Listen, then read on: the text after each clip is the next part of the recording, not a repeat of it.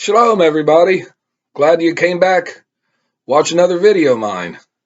Now, this video here, I want to address the topic, a very important topic of caring for the poor. Not just the poor, but, the fatherless or the elderly, our parents, grandparents. It's very important we do because, especially with the elderly, the generation before us, they brought us into this, tried to raise us the best they could, and they're passing the ball to us. So as they get older, a little weaker, some kind of ailments, we need to help them out and take care of them because, respecting our elders is one universal law, I guess. But anyways, I just wanted to throw some verses out to you and let you get an idea. Just follow these verses, look them up in your Bible, study them. There's anytime you got, it's very important, and, just do it with a real, convincing heart, and, love is very important. Anyways, I'm going to go, first of all, let's go to Leviticus 19:10. Now, 19:10 is Leviticus. And thou shalt not glean thy vineyard, neither shalt thou gather every grape of the vineyard, but thou shalt leave them for the poor and stranger. Now that's a touching thing. It's, it's more or less, giving is better than getting a lot of times. Because, giving, when you give, you get a lot back. You get a lot of, like an achievement, like you pat yourself on the back, but not in a cocky way, of course. You just do it because it's right and it feels good. It's a win-win situation. Plus, you're not going to starve or, go without. But anyways, another one in Leviticus is 23:22. Now this one says, thou shalt not make clean riddance of the corners of the field when thou reapest. Thou shalt leave them unto the poor. Now that's the poor, the people not as fortunate as the others. And it doesn't hurt to give what you can. You can't actually, one person can't actually save the world, but they can make a big difference. They really can. I wish I could save the world and, stop, hunger and famine, and pestilence, stuff like that. But it's going to take a lot of people to, really, really pull this off. And I don't see it happening in the world today. It's just a lot of, politics and everything involved. And it's just not going to happen. Man don't know that way, not without Yahweh's involvement, or guidance in the matter. Now we'll go to Deuteronomy 14:28-29. At the end of the 3 years, thou shalt bring forth all the tithe and thine increase, and the stranger and the fatherless and the widow shall eat and be satisfied. Now you gotta have some empathy on other people. If you have empathy on other people, it's kind of like, you're putting yourself in their shoes. You don't want to go hungry or not have a coat in the winter and freeze and be miserable and cold. That's just like a lot of mentality. A lot of people today, they don't have that. It's like self-entitlement. That's what it is for people. They're just, I deserve this and you don't. And United States, my rights are more important than your rights. Things like that. But it's just, I just wish we had a lot more good people out there. I really do.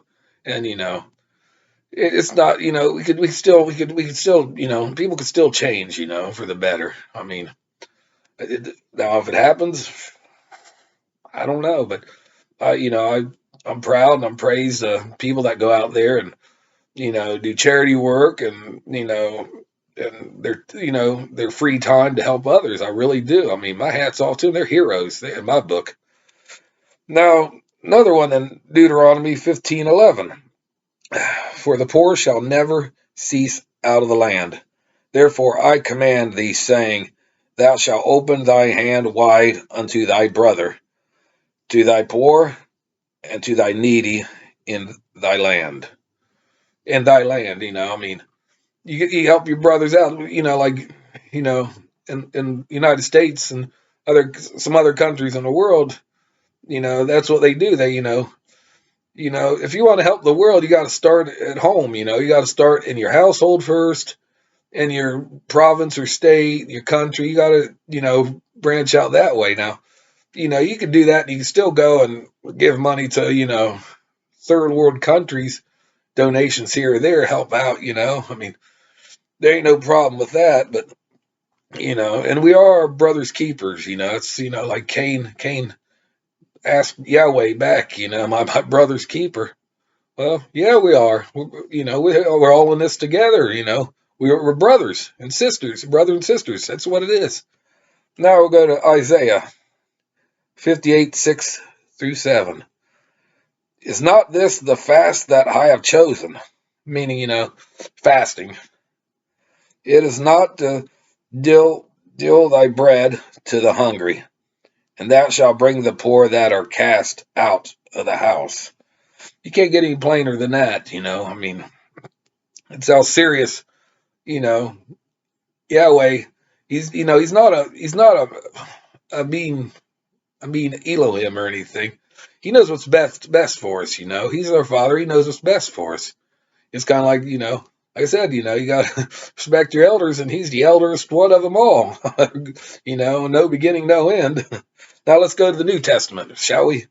Now the New Testament, Matthew 25:35-36.